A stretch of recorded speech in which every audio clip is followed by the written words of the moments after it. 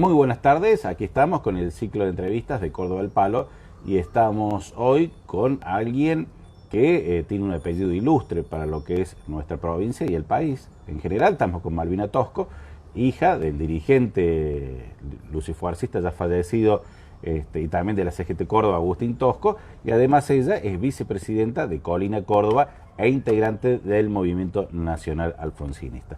Hola Malvina, ¿cómo estás? Muy buenas tardes, ¿cómo andas vos?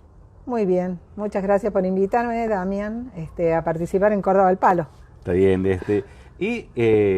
recién hablábamos de esta crisis de credibilidad que hay en la sociedad argentina en general desde hace tiempo ya, pero me parece que cada vez se va agudizando, ¿no? Siendo que tu apellido fue fuerte en la credibilidad en su época sindical, vos has abrevado mucho seguramente de él, y hoy vemos que hay una crisis de credibilidad por parte del pueblo hacia la dirigencia política, social, deportiva, empresarial, sindical, que la gente mira de costado, ¿no?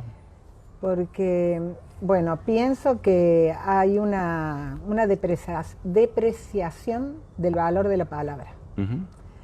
Y la credibilidad es una cualidad que uno le consigue que el otro crea en uno porque crea confianza. Y está en el valor de la palabra, en el cumplir con la palabra dada, y pienso que eso se ha desvalorizado. Entonces hoy la sociedad está confundida porque tantos medios de comunicación como dirigentes sindicales, dirigentes políticos, dirigentes sociales, se dicen y se contradicen. Entonces la sociedad termina incrédula.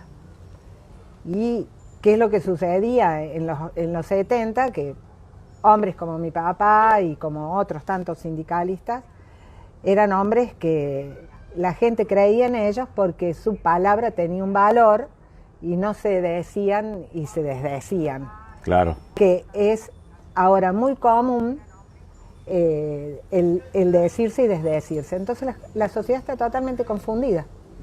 Y desconfiada, ¿no? También, ¿no? Claro, y desconfía, porque al no creer no se genera la confianza necesaria entre el dirigente y la sociedad. Y como, por ejemplo, hoy estaba escuchando que el expresidente no se presenta a tribunales con este problema de las escuchas ilegales a los familiares de los fallecidos en el Ara San Juan. Sí.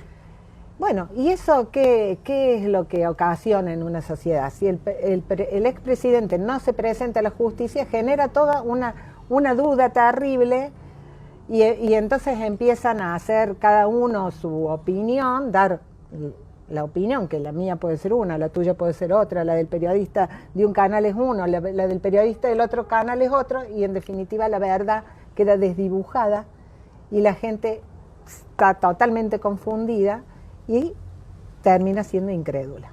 Claro, porque, mira, yendo a un aspecto judicial, el ciudadano común dice, si no va un expresidente a la justicia, y a mí si llego a tener un problema de tránsito, tengo que ir a la justicia y me embargan el sueldo y tengo problemas. Entonces la gente ve esa diferencia, me parece, ¿no? Claro, por ejemplo el tema de Vicentín. El tema de Vicentín, que es una empresa inmensa que toma un crédito inmenso al Banco Nacional y no devuelve la plata. Bueno, ¿qué es lo que le pasa a un ciudadano común cuando no paga los impuestos? Más temprano que tarde, el Estado, gobierno provincial, o gobierno municipal, o gobierno nacional, o los bancos, terminan embargándole su propiedad. Sí. Y yo conozco algunos casos de personas que han sufrido esa situación y que han perdido su propiedad. Sin embargo, con Vicentín no ha ocurrido eso. No. Entonces la gente es incrédula y termina también pensando que los poderosos son siempre los que zafan de sus responsabilidades y sus obligaciones, y que el pueblo, que es el más golpeado o el más sacrificado, al que le cuesta más tener acceso a sus bienes, es el que en definitiva donde cae la justicia y termina haciéndose verdad en ellos, en los más débiles. ¿Puede ser, Malvina, que en la década del 70 los actores políticos tenían una cuestión ideológica más fuerte, más presente, y por ahí, desde la década del 90 para acá, la cuestión ideológica se ha desdibujado y son muchos políticos o dirigentes, para llamarlo en general dirigentes de distintos sectores, con más coyunturales que ideológicos? Yo creo que sí, creo que prima mucho también el llegar a como dé lugar a un cargo, y no tienen el verdadero interés del interés que es para el pueblo, que eso eran los sindicalistas y los políticos del 70, pensaban en el país, pensaban en las necesidades de la gente, y hoy se da, por ejemplo, que tenemos un peronismo en Juntos por el Cambio, sí, o PRO, y tenemos un peronismo en el Frente de Todos, y tenemos un radicalismo en el Frente de Todos, y tenemos un radicalismo en Frente por el Cambio.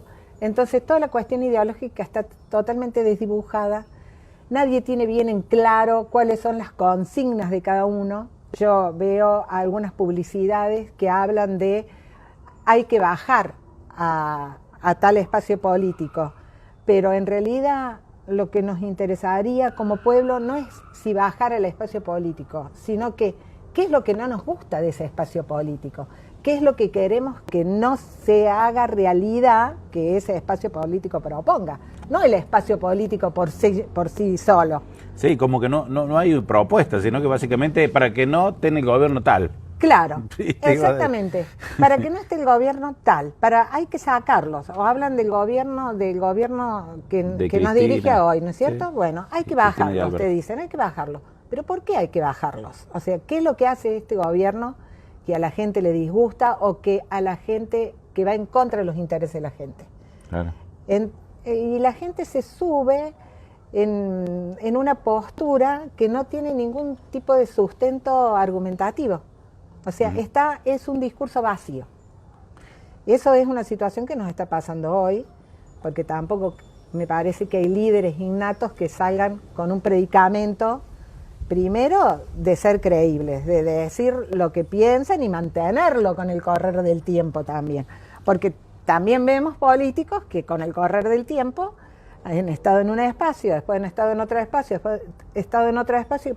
¿Cuál es el eje de su predicamento para ir de un lado para el otro? O sea, si vos vas de un lado para el otro, no tenés ningún eje en tu pensamiento ideológico. Esa cuestión de estar sin eje ideológico.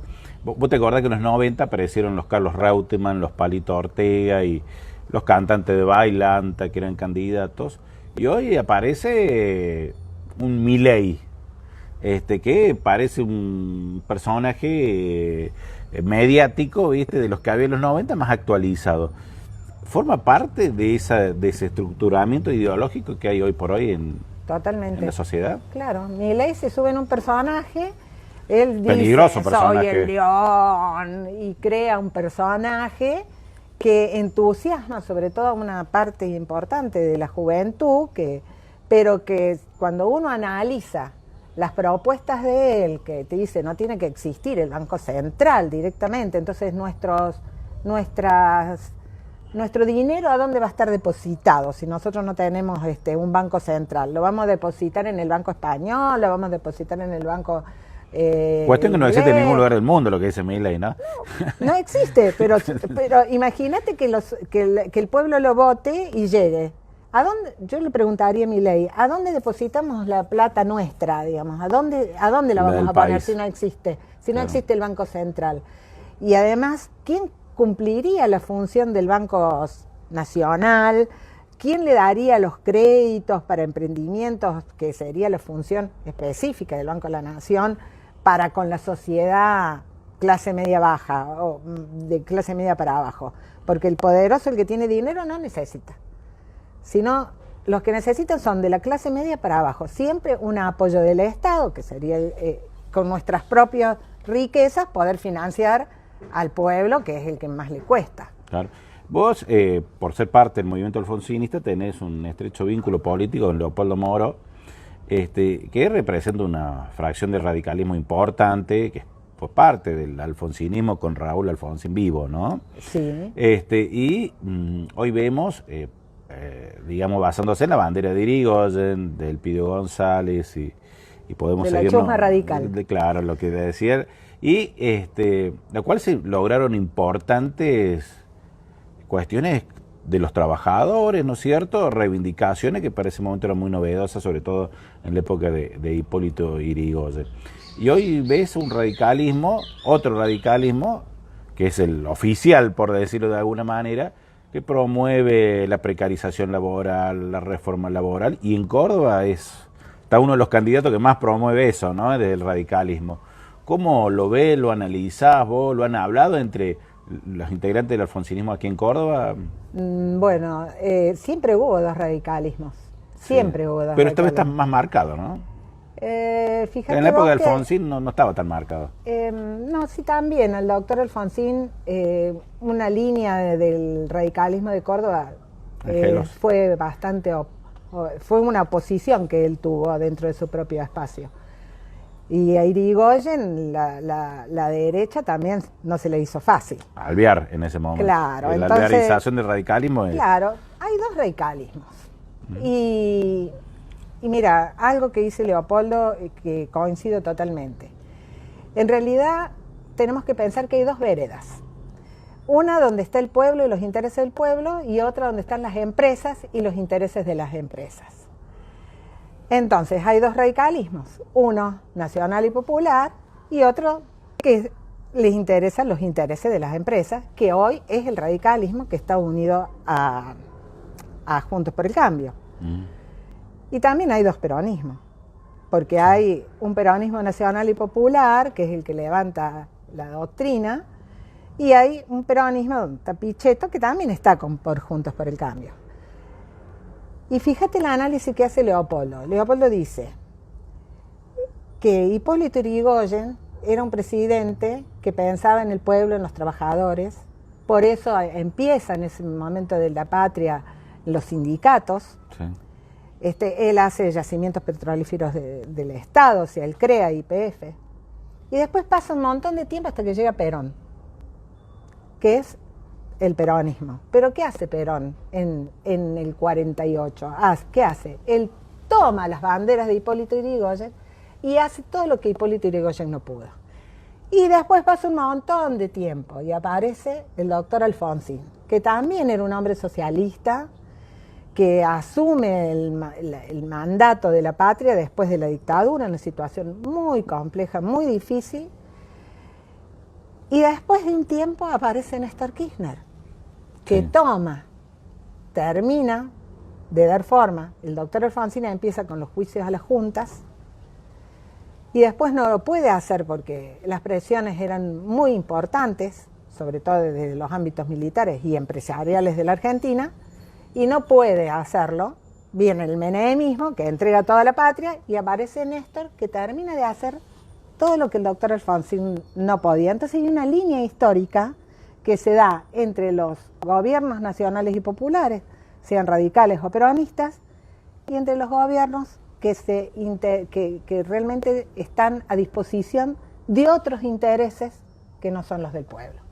Y bueno, hablando de otros intereses, hoy justo es noticia, digamos, el tema del congelamiento de precios que anunció el secretario de Comercio Interior, Feletti, y con una dura oposición de un sector empresarial de empresas fuertes, ¿no? Si bien capitales nacionales fuertes, ¿no? Esto, hablando un poco de la crisis dirigencial, en este caso empresarial, de que no le importa los precios, si la gente come, no come, porque son sectores alimenticios, y lo que vos hablabas, ¿no? De estar con la gente, o no estar, o estar con el pueblo, o no estar con el pueblo, ¿no? Exactamente, o estar con la patria, que es lo que a veces nos ponen muchos ejemplos de lo que pasa en el mundo, te hablan de lo que pasa en el mundo. Bueno, en los países desarrollados los controles a las empresas son importantísimos. No es que las empresas en los Estados Unidos o en Alemania pueden hacer lo que quieran, y el mercado y el libre mercado significa que hagamos lo que se nos da la gana y pongamos los precios que se nos da la gana. Yo realmente lamento mucho que ocurra esto, porque una medida como el congelamiento de precios, bueno, no es lo ideal. Hubiera sido que los empresarios se sienten con el gobierno y acuerden estrategias. Los empresarios nunca pierden dinero, pero podrían ganar un poco menos. Podrían ganar un poco menos. ¿No? Porque yo pregunto, ¿no? O sea, esos empresarios, ¿en qué país quieren vivir? ¿En un país donde todo el mundo sea pobre y ellos solamente tengan una buena calidad de vida? ¿O que cuando ellos vayan a un restaurante y el mozo que los atienda contentos porque tiene un buen salario? O que la comida que se sirva no haya estado hecha con amor porque el cocinero del restaurante gana un buen salario? ¿O a ellos les importa solamente ellos y el resto del país que se funda? O sea, acá sabemos que con los granos no nos alcanza. Tenemos que hacer que nuestro país produzca otro tipo de cosas. Los alimentos se tienen que procesar. No nos alcanza con vender la naranja, tenemos que hacer el dulce de naranja, ¿no? O tenemos que hacer el jugo. Una discusión del siglo XIX, casi. Una discusión del siglo XIX, pero lamentablemente... agregarle capital a la materia prima. Una cosa importante que creemos los alfonsinistas que estamos en el Frente de Todos y que analizábamos los otros días. Cuando Milei habla de la modernización y dice que tenemos que liberar, que no tiene que haber más indemnizaciones para los trabajadores, que eso va a hacer que el empresario dé más trabajo. Bueno, eso que lo presentan como algo moderno, no es así. Eso nos lleva atrás de Perón. Nos lleva a antes del primer gobierno de Domingo Perón. Porque antes del primer gobierno de Domingo Perón no había vacaciones, no había jubilaciones, no había aguinaldo. Después de Perón surgen las indemnizaciones. Y cuando el país crece, al dueño o al patrón no le importa, porque no tiene necesidad de despedir a nadie, porque hay mucho trabajo. Entonces, no nos confundamos cuando Milei u otros como Milei nos plantean que algunas cuestiones como la modernidad, y pensemos que esa modernidad nos atrasa 100 años para atrás. Bueno, Malvina, muchísimas gracias por darnos nota, por darnos tu tiempo. Muchas gracias. Realmente muy fructífero todo lo que has dicho, para que la gente tome conciencia de la situación en que estamos, que piense un poquito de la situación en que estamos, ¿no? Sí. Sí. Muchas gracias, Malvina, que estés bien, ¿eh? Gracias, Damián. Gracias a vos.